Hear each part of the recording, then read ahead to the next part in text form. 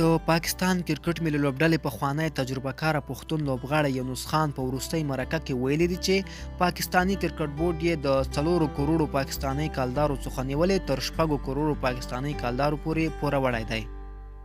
خو نوموړي تر اوسه د پاکستان کرکټ بورډ څخه د پیسو تقاضا نه ده کړې. نوموړي وویل د پیسو په برخه کې پاکستان کرکټ بورډ د 4 کروړو څخه نیولې تر 6 کروړو کالدارو پورې زما پوروړی دی، خو تر اوسه ما له دوی څخه د پیسو غوښتنې تقاضا نه ده کړې او نه مې د پیسو ستونزه ولاړه کړې. یونس خان زیاتوي څه چې درته د الله جل جلاله لخوا په قسمت کې وي هغه به ترلاسه کوئ. تاسو باید د پیسو ترلاسه کولو وروسته تیښته ونه کړئ.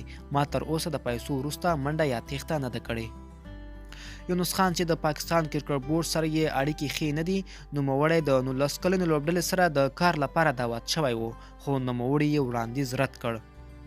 همداشان نوموړی د پاکستان او سریلانکا ترمنځ د دوهمې ټیسټ لوبې لپاره د پاکستان کرکټ بورډ لخوا یې لیدو ته دعوت شوی و، خو نوموړي یې دعوت رد کړی و.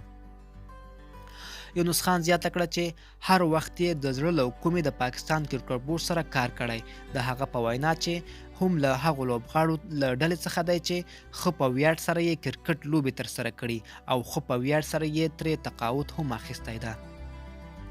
هغه وویل زه همیشه د پاکستان کرکټ بورډ سره کار کولو ته راضي یم.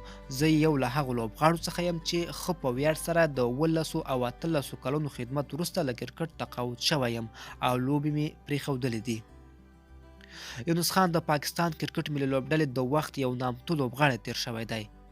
نوموړي په ټیسټ کرکټ کې د 10,000 څخه زیاتې منډې جوړې کړې دي. دا زموږ چمتو شوی راپور. د لا ښکلو راپورونو لپاره افغان ټي وي چینل در سره سبسکرایب کړئ.